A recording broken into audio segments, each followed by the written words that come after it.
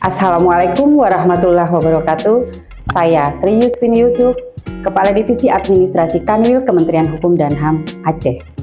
Di tengah dinamika demokrasi saat ini, aparatur sipil negara sebagai pilar pemerintahan menjadi semakin penting.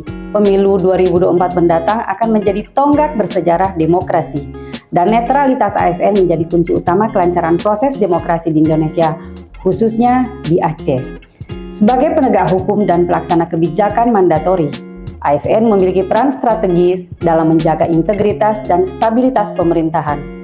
Salah satu alasan utama mengapa ASN harus tetap netral pada pemilu adalah untuk memastikan bahwa pelayanan publik tetap berjalan lancar tanpa adanya intervensi politik dapat mempengaruhi kebijakan program pemerintah.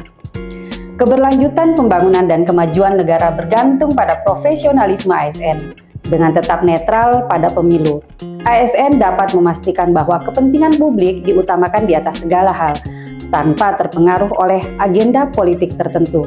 Netralitas ASN juga penting untuk mempertahankan kepercayaan masyarakat. Dengan tidak terlibat dalam politik praktis, ASN dapat menjaga integritasnya sebagai pelayan masyarakat yang adil dan objektif.